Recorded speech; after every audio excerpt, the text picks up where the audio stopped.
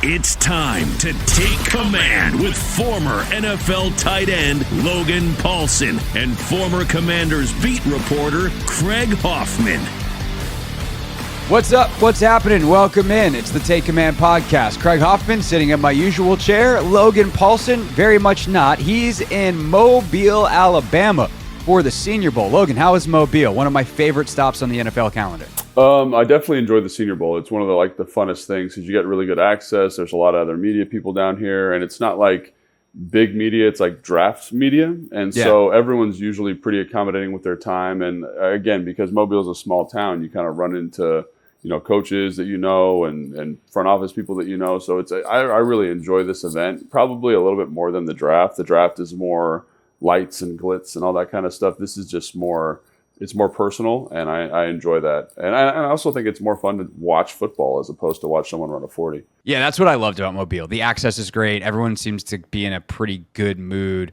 It's a good time down there. That's probably the thing I miss the most of travel, but hopefully we'll be on the road again for the Combine here in a month, which I can't believe it's in a month, but that's crazy. That's where we're at. That's what happens when you play deep into the calendar. So today on the show, we're going to quickly do a film review. We're not going to go a full film review of the NFC Championship game because frankly, nobody wants that. And it's not nearly as relevant to to really anything. Like that team that took the field will never take the field as is again.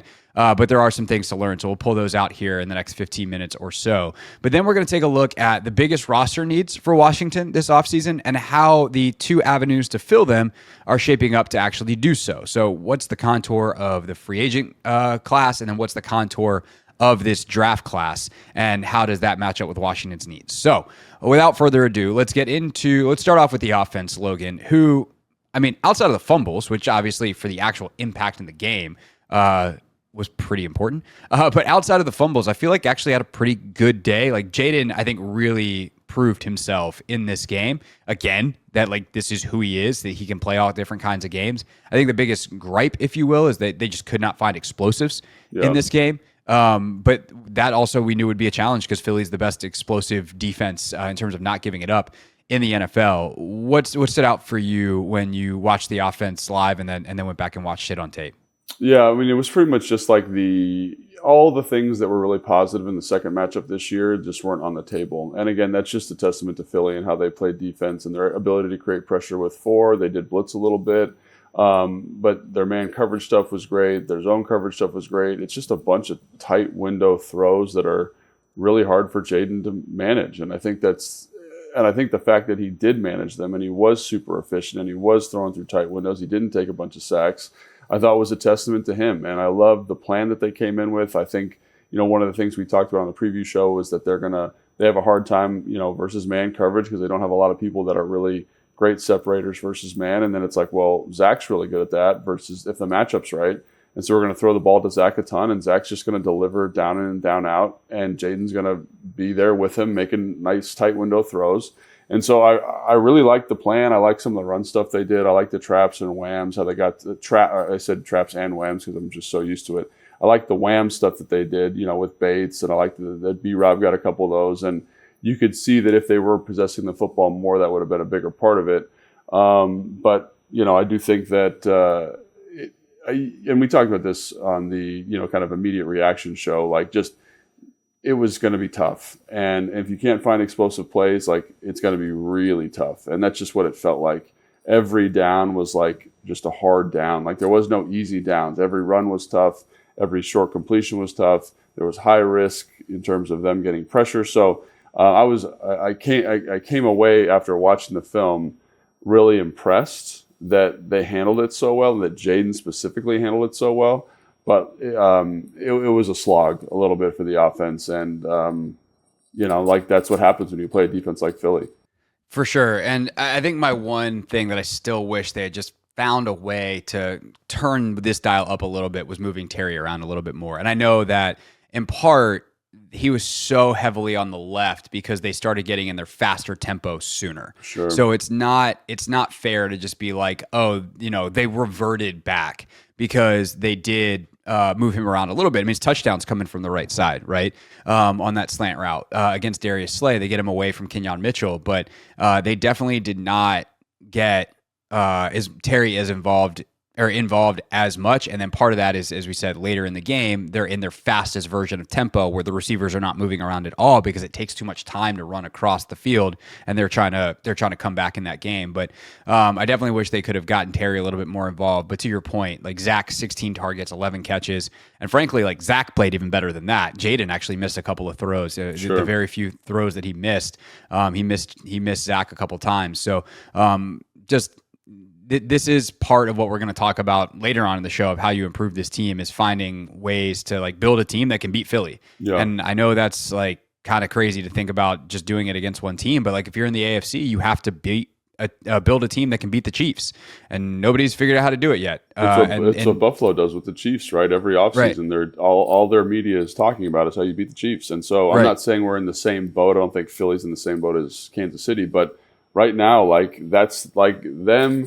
And Detroit too. I'll give Detroit the same kind of look. It's just that they're the way they've constructed their team is they're hard to beat. They beat everybody, right? And so what elements of that roster do we need to add to this roster to make sure that we're consistently competitive and we're not kind of walking that razor's edge of, like we got to be really lucky on fourth down. We got to be really lucky in terms of third down conversions. And luck is maybe the wrong word, but we got to kind of ride that variance. You have to be unreasonably good. Sure. Yeah. Right. Yeah, and I think that's the challenge, and we can talk about that more in depth as we go. Defensively, I think the bugaboo was clearly one of the ones that they had, or the two ones that they kind of had all year. It's got to have it situations on the outside where like the 4th and 5, they're able to get the big conversion to A.J. Brown. And then obviously the run defense, starting with that first run. And I got to say, Logan, I talked about this a little bit on the radio show the other day. That first Saquon run is so disappointing to watch because it's so uncharacteristic of who they've been all year. And some folks are immediately like, well, they've given up big runs to Saquon. They've given up big runs to a lot of people. That's who they've been. But like, typically, it's not because there's not the hustle and the finish, and it's just like a bad run fit. But guys are flying to the ball, and they just miss their responsibility. On that play, it starts with Fowler, who just does not play a technique that is taught, the old spinorama in slow motion, and then he winds up tripping up multiple guys. And that also allows Jordan Mailata to get out on Noah Igbenogany and just shuck him into that pile. It's funny if you're not a Commanders fan, clip of Jordan Mailata mic'd up, and he is talking to A.J. Brown, and he's like, sorry, in his Australian accent, sorry, bro, because he just chucks A.J. Brown, or like he kind of sees 4 Commanders and A.J. Brown, and he just chucks Noah into the pile. He's like, sorry, man, I saw I could cause a pile up, and I did. And then obviously Quan and Chin, it's really hard to tackle Saquon Barkley, but you'd hope that they do better. And then I think the thing that's a real bummer is like you look at the backside and a guy like Frankie, who is just hustles his face off at all times. And this is the first play of the game. And if he had just run to the ball, he can probably clean up the missed tackles. And instead, he assumes that either one of the safeties or the sideline is going to take care of it. And then he starts running when it's way too late, and Saquon goes for 60. And I think that's the thing that's disappointing is, again, the Eagles deserve to win, better team, whole deal. But the fact that Washington on offense with the turnovers and then stuff like this on defense just didn't give themselves a chance is what I think stings and what will burn all offseason for the folks that are coming back. Yeah, no, I think that was a very frustrating down to watch, obviously for the reasons you just laid out. And, could Frankie have made the tackle? I don't know. But when I'm coaching at the high school level, when I'm advising guys in the NFL, like one of the things I'm really big on with defensive guys is like, dude, just run to the ball. Like run as fast as you can to the ball. Excuse me. Don't slow down.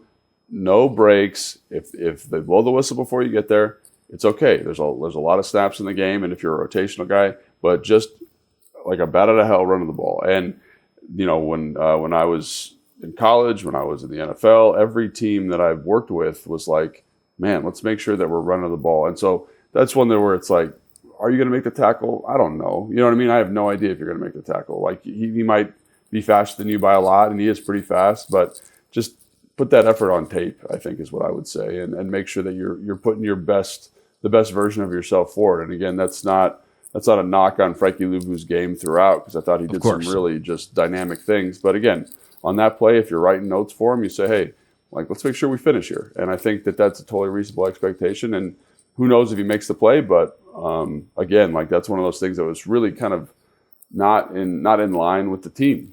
You know what I mean? Not in line with who they are. And I think that's the more frustrating thing is they didn't tackle well and they didn't do their job, right? And Deontay Fowler kind of spinning out because there's one Dorrance Armstrong has later where you see the correct technique. You're supposed to penetrate up the field and it cleans up the pursuit angles for guys and it makes the back bow.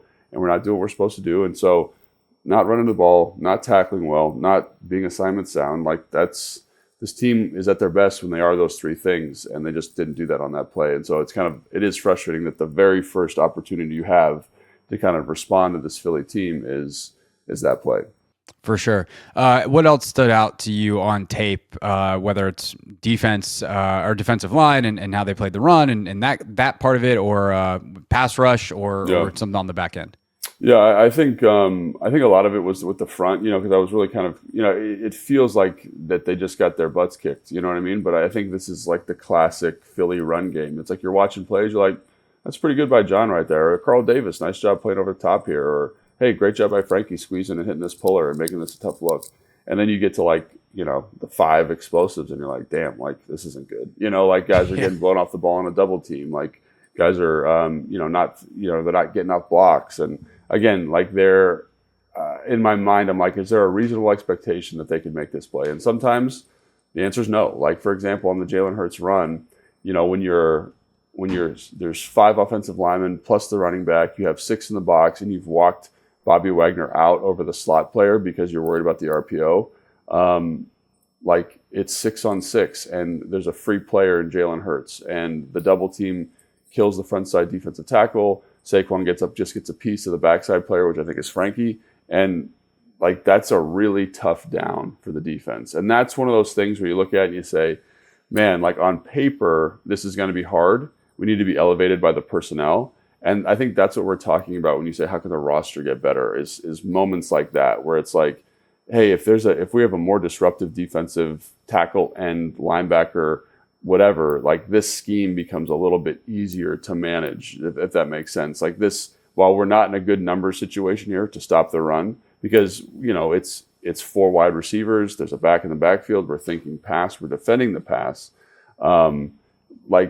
Can we get a more disruptive player at one of those spots to make this a little bit easier for us to manage? And so, again, those are the types of moments you look at and you're like, damn, that's a tough down. Obviously, the first play of the game. A couple of touchdowns were hard to me because I'm like, we got guys not in they're in their gaps, but they're peeking inside. And one of the things about Saquon is he's so explosive laterally, right? Kind of to bounce the run.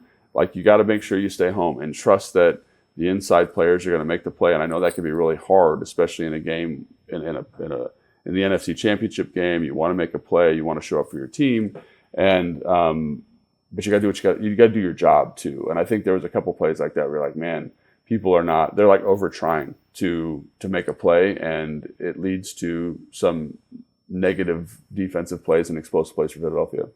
Yeah, I remember, I'm trying to think of who it was. It might have been Jason Kelsey saying he was watching training camp this year. Obviously, he retired now. But it was someone in the Philly orbit talking about Saquon and seeing him in training camp for the first time. Actually, no, I think it was Darius Slay was on a podcast. That's who I think it was. And he was like, man, watching Saquon in training camp, I was like, oh. I always knew he was great, but getting to see it that often up close and watching how he will take a run that's designed to go in the A gap and get from A to B to C to D, in terms of his lateral quickness and his ability to bounce a run that decisively, that quickly. And he's behind our offensive line, that dude's going to run for 2,000 yards. And sure enough, that's literally what he did. But that's the thing. And you see it on the Frankie Louvu, or Frankie has this happen to him on the second touchdown run, Saquon's second carry of the day.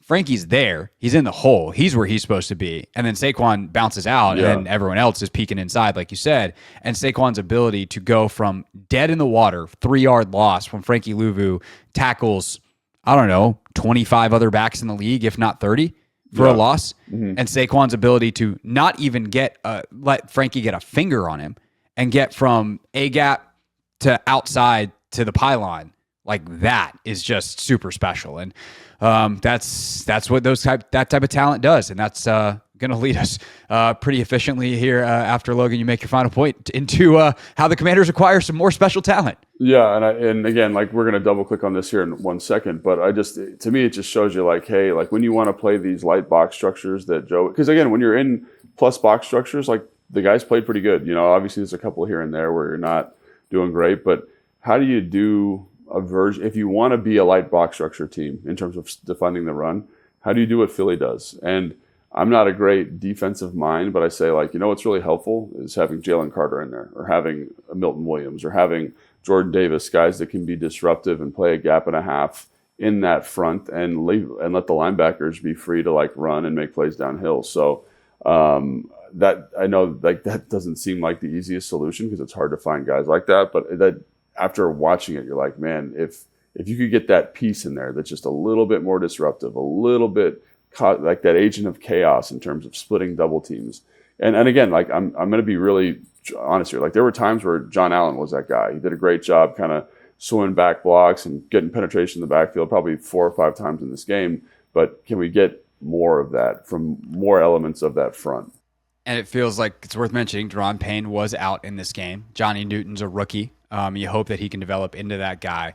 But it's also worth mentioning that if you look at the final 4 teams in the league, they all have that guy. Yeah. And Chris Jones in Kansas City, Ed Oliver in Buffalo, Jalen Carter in Philadelphia, interior linemen, offensive and defense. There are some folks in the league who think that they're now more valuable than exterior guys. Like that they would rather have a dominant 3-tech than a dominant defensive end. So well, if you think about like the way you can create pressure up the middle of a defense, like it makes sense. And totally. Again, and I think it's changed with guys like Aaron Donald, with guys like Chris Jones, really kind of showing how devastating that person can be. A guy that can push the pocket, but also you can put him on like what you call the fish, like the weakest link on the offensive line, one of 5, and let him rush and create a win consistently. And like Chris Jones is a big guy. He's like 330 pounds. He's 6'6", and you wouldn't think he'd be able to rush from the perimeter, but having that guy that just got that you can just win in those big moments is so incredibly important.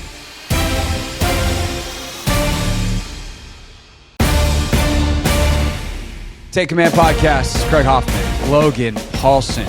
Logan, it is officially the offseason, sadly. So now we get the great fun of looking how the Commanders are going to improve this roster. And I think that there are a lot of spots that obviously can improve. But if you think about like your wish list, you're writing Santa Claus Adam Peters here, and you're like, hey, Santa Adam, I want some new players. What do you think that your list would look like? And what do you think that Adam, who's down there in Mobile with you, obviously, well, not with you, he's also in Mobile doing his job as you are in Mobile doing yours. What do you think that he's really looking for looking for this offseason? Yeah, I'm not going to project what I think Adam wants because, you know, he's way more ahead of the process than me, right? He's going to talk to Dan. He's going to talk to the position coaches. He's going to talk to director of college scouting and figure out like the best, like what's available in the draft, what's available in free agency. He's going to talk to the pro scouting director. And real quick, like they've been doing that for years. Yes. For this class. Like it's important to point out that on their process, like they have guys that already know the 2026 draft class and probably some contour of the 27.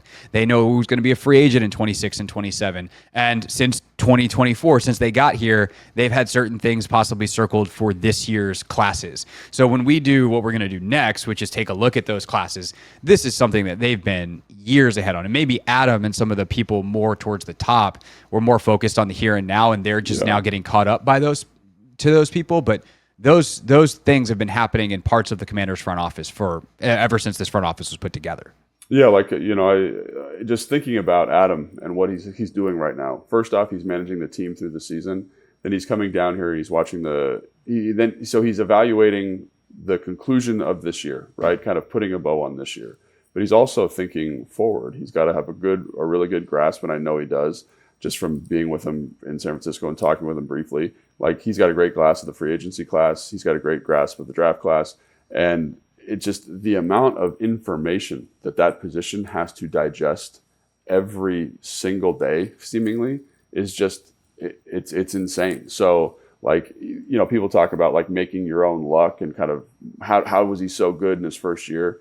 I mean, his staff must be tremendous to be able to distill all this information down and get where you need to go. So I'm not going to, again, they're way ahead of me in terms of this process. But for me, when I'm looking at the roster, I look at this and I say to myself, like, always offensive line talent. That's like, I don't know if that's number one, but it's definitely in the list, right? It could be number two, number three, but offensive line talent. And it doesn't need to be a starter, but we need offensive line depth. I need a developmental piece, right? I look at Philly, I look at Detroit, I look at even Tampa Bay to a certain extent.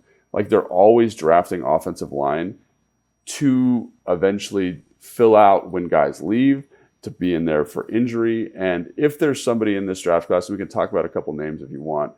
This offensive line class this year is kind of weak in the draft. And traditionally, it's hard to find guys in free agency. And I haven't really looked at the free agency list yet. But even if you take a guy like Anthony Belton from NC State, he's a big fella, he's tackle guard kind of guy. He might not be ready this year, but you look at the physical profile and you say, that's going to make this group better just in terms of physicality, size, speed, weight. If you have a coach you feel like that can develop him. And again, I just think even if he's not starting for you this year, like adding talent to that group is so important. And that's a group in terms of the guys that played here this year that I have the utmost respect for. I love what they did. I love how they competed. I love how they fought. So this is not an indictment of those 5 guys, but I'm just saying, if I put my GM hat on, like, what are some things that I think need to get better? I want more talent on the offensive line. So that's that's in the list somewhere. I would say both lines, but we'll start on the offense. I was going to go one at a time, so we can for sure. Things, so. But I think that's like every team should basically always be looking to get better on both lines. You cannot go wrong. And again, like looking at I think, I was thinking about this and then I forgot that The Athletic does this every year. They did like a lessons learned from the Final Four. I was already thinking about doing this of like lessons learned from the Chiefs and the Eagles. Smart. And we can do a version of this on this show. I was going to do it on the radio show too, but you look at their lines and like they're incredible. They're 2 of the best offensive lines in the league. The Chiefs' strength this year was the interior of their offensive line. Obviously, they've had Chris Jones and they've done a good job filling in around him with guys like Karlaftis that have a knack for making big plays. They got a couple other guys on the defensive line that are great. And like obviously for the Chiefs, we know that like Pat is the thing that drives everything. But you look at what they've spent their money on outside of Pat, and I think the Chiefs are really instructive because the Commanders look like they have one of those dudes at quarterback. So how do you build around one of those guys? And the offensive line, making sure that guy stays upright, making sure that guy can maximize his talent. And also, can you support that guy with a run game? And that element of it, we talk about like, oh, great quarterback, need a good offensive line. Everyone's just like the health of the quarterback. And it's like, well, also, what can keep a quarterback healthy?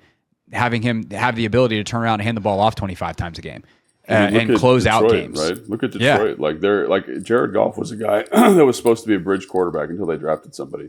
But you get in a group with a great offensive line, a system that supports them, and Jared Goff was like almost an MVP candidate this year, right? Yeah. And I would not say it's only because of the offensive line, because he deserves a ton of credit for how he played. But that offensive line is a big driver of their success. And Philly is the same thing. Like, we've talked kind of a lot about our perspective on Jalen Hurts in terms of he's not like this top flight passer, but he doesn't turn the football over. You can run the ball and you can give him, and it's one of the best pass protecting groups in the NFL. So he can hold the ball and see what he's got to see, and it covers up some of his deficiencies. So, even when you're talking about Jaden Daniels, who I think I can't overstate the year he had, right? Even when you're being hyperbolic, it's like, oh, he should have been MVP. And it's like, even though that sounds like a crazy person, like, it's actually not that crazy. So he should finish 4th or 5th in MVP voting. And if he doesn't, it's a sham. Right. 100%. But if you think about the things that he struggles with, it's like subtle pocket movements. It's like keeping it, you know what I mean? Like those things that, like Tom Brady and some of those other guys did such a great job of in their careers, like he can develop in that for sure. But what if we just got better on the offensive line? And that's hard to do. It's not like, oh, get better on the offense. Everyone's trying to do that. But if we're able to do that, it does limit some of his weaknesses, right? And I think if you can limit and hide some of his weaknesses and give him a couple of years to develop, like, think about where this offense could go. Think about C.J. Stroud this year. Think about the regression he had. A lot of that is tied to the offensive line and the regression that they had. So I look at that and I say to myself, like, that's why it's so important, and it's always been important. It always will be important. I do think people, there was this movement in analytics to say, oh, well, if you have the number one wide receiver, it deleverages the offensive line because you get somebody who can get open versus man-to-man coverage. You don't have to hold up as long. I understand that. But to me, if you can, and again, it's hard, like teams every year try. I think about New York and all the draft capital, the New York Giants, and all the draft capital they've invested in the offensive line, and none of it worked out. Like, there's a reason it's hard to find 5 guys who can play NFL football, and so that's where it's like, you got to hit on the pick, you got to hit on the free agent acquisition. It's got to make sure it's the right fit. You got to make sure that person develops in your scheme. But if you can get something resembling one of these top offensive lines, and I think back to Kansas City, talk about learning something from a team that's in the last little bit here, right? Their left tackle situation was a disaster this year. And this is Patrick Mahomes' worst statistical season in 5 years, right? Since his first year starting, basically. And I would say a lot of that has to do with a lack of confidence in that left tackle position. Now Mahomes is a beast; he's able to overcome it. But when, last year, for example, when that position was locked in, relatively speaking, he was outstanding. So I think that's why, to me, it's such an important part of the roster development this offseason. Yeah, and you look at Buffalo as another great example. Oh, great example. They massively invested, and they kind of remade their team. They were a team that, much like Washington this year, where it's yeah, we'll let Jaden throw it 40 times. We'll let Josh throw it 40, 45 times because he's that good, and we can win a bunch of games. But they were the best version of themselves this year in a year where roster-wise they were probably down a little bit. They took some cap hits and things to try to be able to revamp for this upcoming season, and they made it to the AFC Championship game and are a couple calls and a couple inches away from going to the Super Bowl because they leaned into their running game really heavily, deleveraged Josh, made it when Josh was throwing that it was just the most effective version, and their receiving core was booty this year, all due respect. Shakir is actually a good player, and Curtis had a couple of nice moments, and Amari Cooper was good when he was there. But it's not Chase and Higgins. Sure. And so I think that just shows if you have a dude at quarterback, that dude can elevate your receivers, especially if you give him the O-line support. And so I think O-line, even though I would love Nick to turn into a swing piece inside. Yes, right. I would love that because that means you've got a really solid left guard. We'll see what they do at right tackle with Wiley. These guys, they're NFL caliber. They're lower end caliber NFL starters or really, really, really high end backups. They're not bad football players, but can you get better than that? And then what happens when that's the case? Yeah, and I think that offensive line is just a really great example of what you're looking for, right? You draft an offensive guard in the second round. I forget. Osiris Torrance, right? Spencer Brown is a 5th round pick that was from a small school that develops. I forget if Deion Dawkins was a 1st or 2nd round pick, but again, higher pedigree guy. You've invested, but you've also developed guys with traits to become those starting caliber pieces. And I think that's where cultivating an offensive line is so challenging because you're not going to be able to invest 5 first-round draft picks there. You got to make sure that guys develop. And I think to this staff's credit, when you look at Andrew Wiley, I think is a great example. Talk about a guy that they were able to elevate this year, right, in terms of his production in the offensive line. So maybe you feel okay with him about starting. Obviously, Sam Cosmi gets the investment, 2nd-round pick. And then can you get a little bit more talented? Does Brandon Coleman develop? Can you get a little more talented? Again, talent is the key word here, and develop that talent and kind of become a farm for offensive linemen. And one of the things that these offensive line coaches seem to be able to do is kind of develop and cultivate those guys. We didn't even talk about Tyler Biadasz, kind of big free agent signing, but you see how they've got the bones of something. Now it's just, like you said, can you elevate, can you deleverage certain players and get more talented across that front? And I think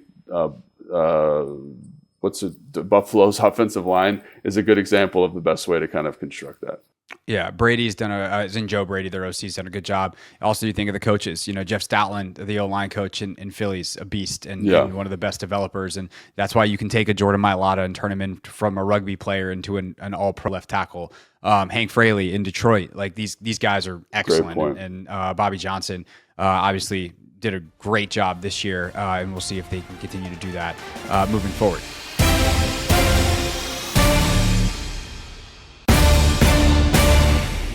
Defensive line as well. I think getting we talked about how the interior is where it's at. They've got decisions to make on John and Duran. We can talk about that at a different day. We're kind of just talking about what they need to bring in.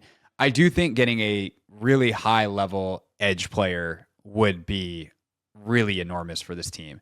I don't know that there's one necessarily out there that they're going to be able to snag. But man, if they could figure that out, trade, whatever, like that is a position where if you just have a guy who you can rely upon to get pressure in the big situations, that is such a game changer for a defense. I think you see it around the league. Whether it's guys like Chris Jones on the inside, whether it's someone like TJ Watt on the outside, in the big moments, because think of how many big downs did not go Washington's way defensively this year, where you get to 3rd and 10 and you're just like, all right, here we go. And you're like, okay, here comes the flag on Marshawn or BSJ or the completion on Noah or whatever, because these guys, they blitz, gets hung out to dry. And I think one of the ways they were trying to do that was with Frankie. And I think Frankie had a sensational season. But I think the weakest part of his season was probably when he actually lined up as an edge player. Like a lot of his pressures and blitzes came as an off-ball linebacker, where he's just one of the best. So can you find that 3rd down edge player that more consistently can win and in the biggest spots can be trusted upon to win? That to me is high on my list as well.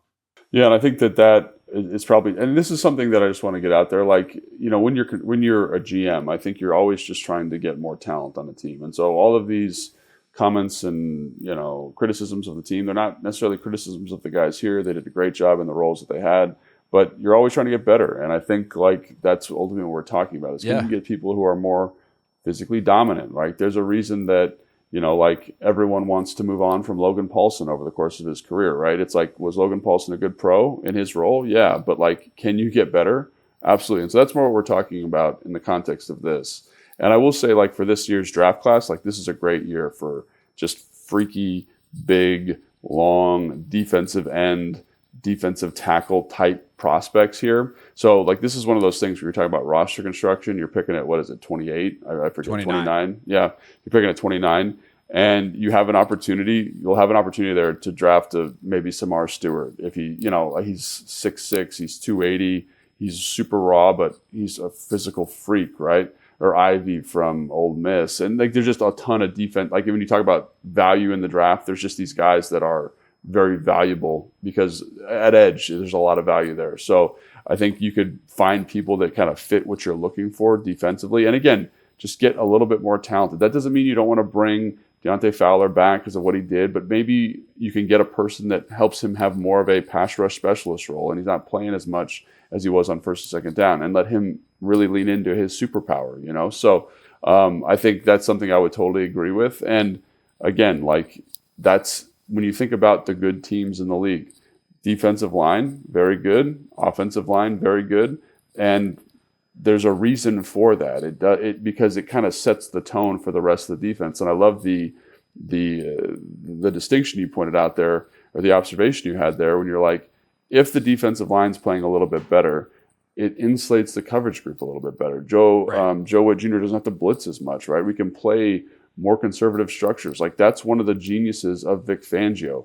Like everywhere he's been, like when I was in Chicago with him, the defensive front there were a bunch of absolute freaks, right? He could play a softer zone coverage behind because the front was so good. You see it in Philly, right? And you see where he struggles. He doesn't have those freaks in the front. So again, like this just makes it easier for everyone to do it. Now you got to go find that guy. You got to develop that guy. All those things have to happen. But it's one of those things that, you've definitely circled that area in a red pen and be like, how do we just get a little bit more dynamic on the offensive and defensive lines? Then there's the back end part of it. They were very clear that Marshawn Lattimore's coming back, which is not surprising. Just there was, I think, more questions, obviously, of how the season ended. And I think there's some stuff there. I thought Kime was great on his podcast talking about how, Marshawn, the competitiveness you love, but there's an accountability that he needs to probably take that is a better fit with this locker room and the way Dan goes about his business. Like Nikki asked him about the fight with AJ Brown after the game, and he just like didn't want to talk about it. And that's not really how this team is rolled. Sure. And so there's an accountability piece, but he'll go through the entire offseason. He'll get that. He'll be here from day one. So that's going to be part of it. I think they would love probably to move Sanders still back inside. And then you got to figure out the other corner. There are definitely some guys in free agency. We can talk about the draft. We can talk about that stuff in a second, but that's definitely an area I think you address.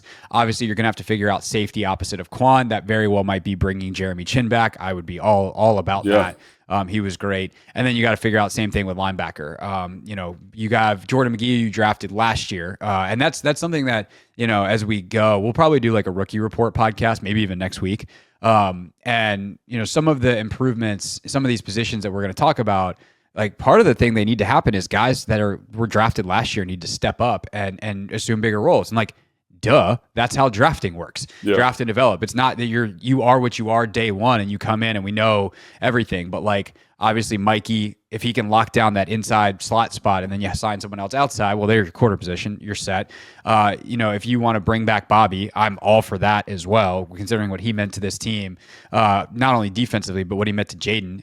Then you're starting a succession plan there. Is Jordan McGee that guy, or do you go find someone else as well? So like those are the things I think defensively. Offensively, receiver is really fascinating because you have some of both. You have a guy in Luke McCaffrey who, as a third-round pick, needs to have a bigger role next year if that pick is going to wind up being deemed successful. There's no question about that. And then you have guys like De'Ami Brown and OZ and these one-year guys that you probably, some of them you want to bring back, but you certainly also want to get a better number 2 to go opposite Terry. You now know Terry's a bona fide number 1. Yeah. Any question about that? Over. Then I like a guy like De'Ami as my next, not my number 2, but like the next guy to say, I know I can rely upon him to be a useful player in rotation. And if one of my top 2 guys goes down, I know I'm not dead in the water based off what he did in these playoffs and how he's developed.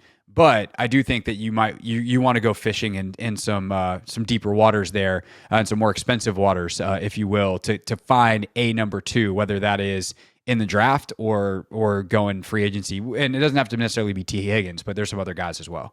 Yeah, and it probably won't be in the draft this year because, again, there's, when you go through your draft eval, like this is probably the weakest receiver draft that I've done in a while. Like last year it was incredibly deep. There was guys that you thought, could play and contribute, and you get a guy drafted in the 5th round like Johnny Wilson who's playing significant minutes for the Philadelphia Eagles, right? Like you just get these role players throughout the NFL that are just, again, because the draft was so incredibly deep. This year is not really that way, And so what I would say is one thing that I would kind of think about here if you're a fan of the Commanders and you're a fan of football is, yes, you could go and say we need to get another dynamic receiver, but also this year's tight end class is silly in terms of pass catching tight ends, right? And this is not an indictment of Ben Sinnott. This is not an indictment of Zach Ertz, but I think in the same way with Bobby Wagner, you need to think of a succession plan. Like Ben Sinnott, I think, is going to be a good football player, but is he ever going to be what Zach Ertz is right now? I don't know, man. Like what's that Zach was, and I think fans maybe sleep on how effective Zach was this year in terms of man-to-man situations and winning consistently on third down. And think of him in the same category as like prime Jordan Reed, like just that guy that's like, this is a one-on-one, I can trust you to win. And so like is there a person in this draft that is maybe that's your number 2 player? Does that make sense what I'm saying? Like kind of the same way Kansas City's constructed where it's like Travis Kelce's your number 1. And so obviously Terry's the number 1 here, but your number 2 receiver's actually this kind of move piece tight end. And again, like I don't know if Adam would kind of go that direction, but that's something just because that's kind of what he had in San Francisco, right? Yeah. It's like the number 1, Ayuk, I guess, but like also the number 1's kind of Kittle. Yeah. And so finding a guy like that in terms of mismatches, and that's why the tight end position is so valuable, is because you're going to draw a good matchup.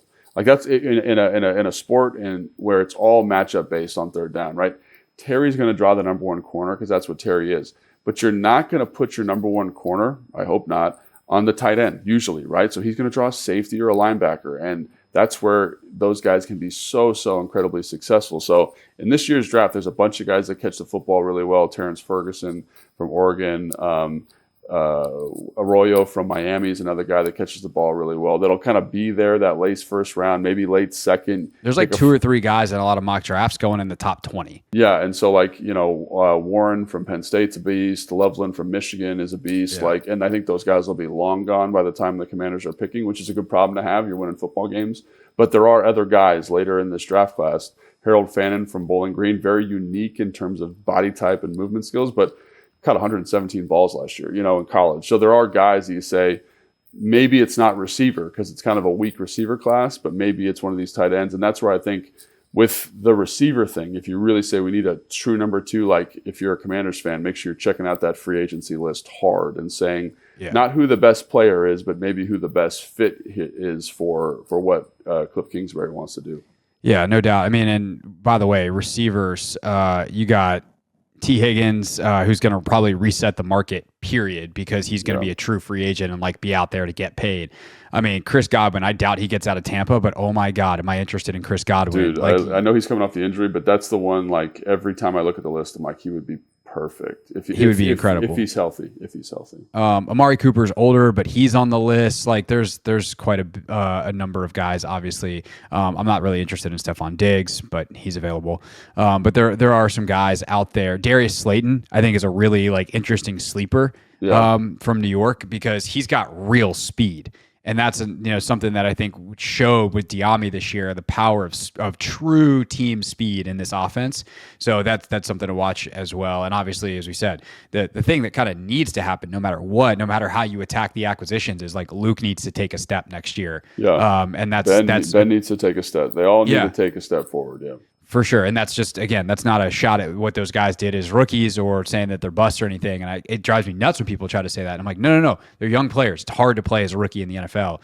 But if they develop over time, like those can be really good picks still. And next year, obviously, they need to take that first big leap and get a lot more minutes, a lot more snaps.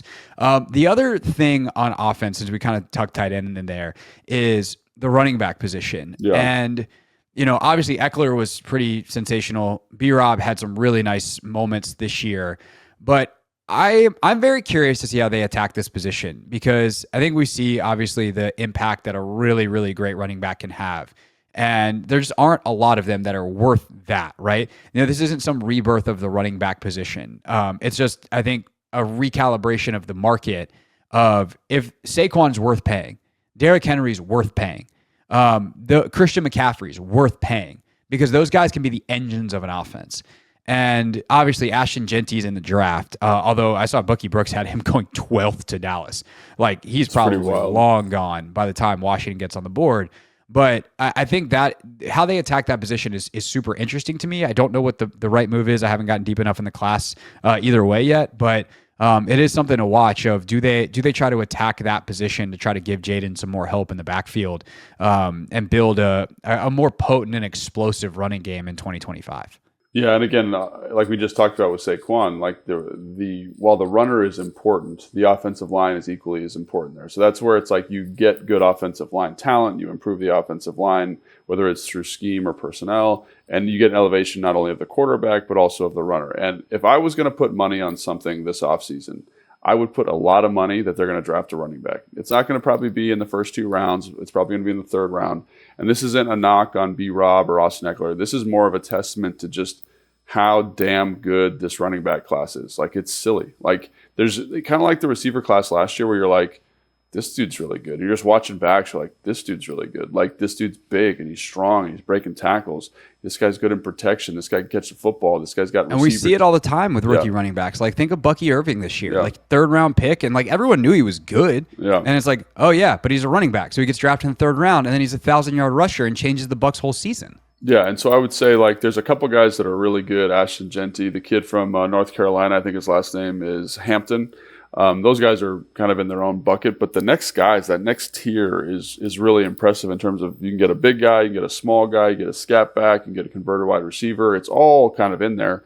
So I would say, like, if I was putting money on it, like they're picking somebody, and they might pick 2 just because it's so deep. And so this is also where like free agent decisions or offseason decisions, are often reflect the market. So if it's a strong free agent, wide receiver group, like you're probably going to pick up a receiver from that group, right? If it's a strong in the draft, like because the receiver class is so weak in the draft this year, it's free agency, right? Running back is so strong in the draft this year. You're probably going to draft a run. It's just like you're probably going to draft a defensive lineman. You might draft a tight end just because those positions are so strong this year. And are they the greatest positions of value? No, but I do think that it kind of just because the value is so good there, you're probably going to go in that direction. For sure. And so we've kind of done, as we've gone here, the thing that we were going to do at the end, which is take a look. No, it's all right. I almost did it this way on purpose. Instead, we did it this way on accident. So it's fine. You got to roll with the punches sometimes, Logan. You got to be adaptable here in these podcasting streets. We talked about the contours of these draft classes. So just real quick to kind of put a bow on that. Scrolling through ESPN, for instance, they just put out, Matt Bowen put out a top 50. Like, there's a lot of DBs in this top 50. There's quite a few offensive linemen in this top 50. Obviously, at the top of it is T. Higgins. So you have a couple of wide receivers that we mentioned. But you also have, I think, some interesting guys. I mean, the number 2 free agent on this list is a guy that's number 1 on a lot of boards, and it is a guy that I would consider spending money on. Trey Smith from Kansas City is a free agent. They're guard. Really? He's 26 years old. Like, he had a heck of a season. I think like Ryan Poles, who was in Kansas City when they drafted him, like Chicago's a team to watch out for here, but like there are some good younger players that are out there at positions that are interesting. DJ Reed, corner, who's 28 from the Jets. Like, he's interesting. Obviously, Godwin, we mentioned. Khalil Mack, like, do you want to go the super veteran route and pick off a couple of those? Like Charvarius Ward from who's 29 at corner from San Francisco, but he obviously was with Adam in San Francisco. Josh Sweat's 28, and he's going to be a free agent from Philly. I think a big one to watch, for obvious reasons, Adigi Zua from Dallas, the defensive tackle. Mm-hmm. You want to talk about a penetrating defensive tackle who knows how to thrive in Dan Quinn's system. So there's a lot of really interesting free agents. And again, the Commanders have a ton of space, and then they don't need to pay their own outside of giving Terry an extension, and their quarterback's going to be cheap as hell for the next 4 years. So I think that's really interesting to watch. I think a guy, or like, what do they do in terms of Sam Cosmi? Is he going to be ready for camp? If not, are you interested in like a Zach Martin on a 1-year deal? He's a free agent from Dallas. So I think that there's a lot of really interesting, both younger veteran options and older veteran options, guys like Martin, Mack, who could be leaders and are going to be looking to chase a ring, but could also help lay the foundation. And I think of what Jaden Daniels wrote on the jersey he signed for Bobby Wagner, Logan. I don't know if you saw this. No. But on locker cleanout day, Jaden signed a jersey for Bobby, and he said, "You set the standard forever."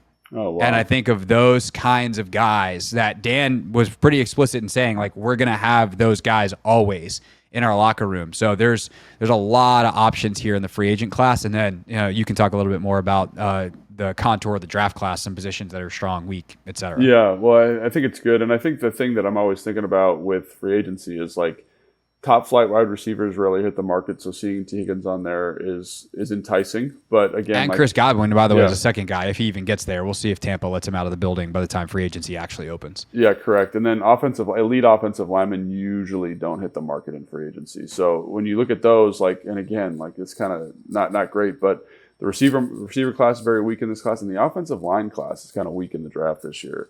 And there are guys with talent, and I think that's where it makes me optimistic, right? There's talented guys on the offensive line, but they're either from a small school, they're really raw, they haven't played a lot. There's a couple things they got to work on in terms of cleaning up their game.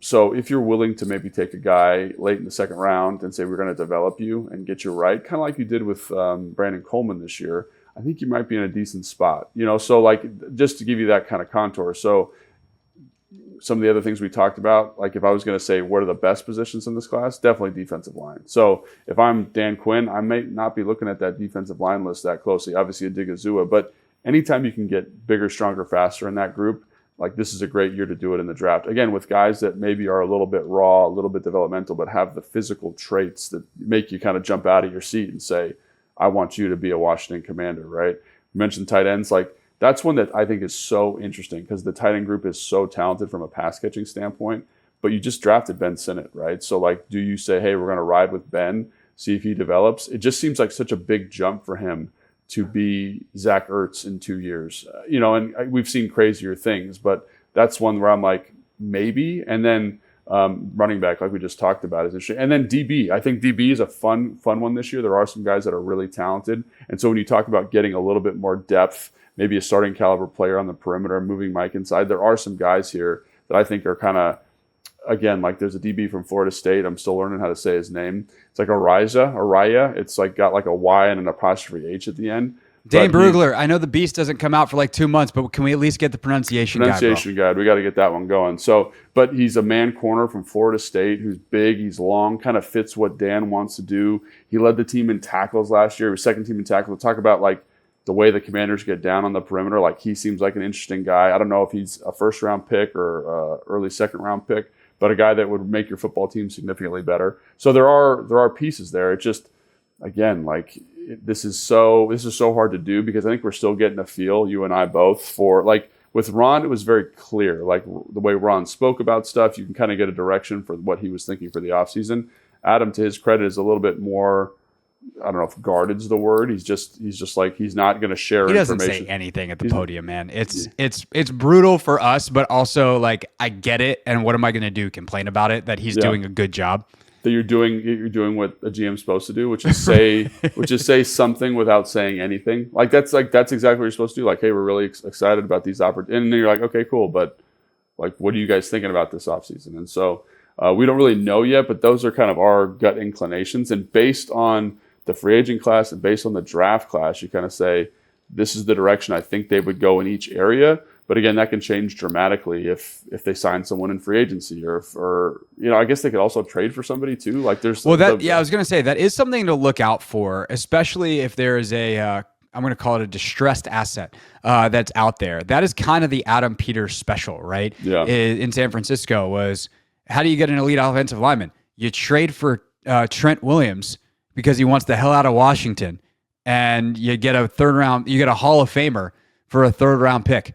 So like that kind of stuff is, I think, worth watching. And what about the Tyreek Hill thing that he kind of wants out of Miami? And again, like that's there. I'm out specifically on Tyreek, but like that's the kind of thing. That's kind of what I'm saying. Like you look for, like Andrew Berry is saying that Myles Garrett's not going anywhere in Cleveland. If Myles Garrett wants out of Cleveland, Myles Garrett's going to get out of Cleveland.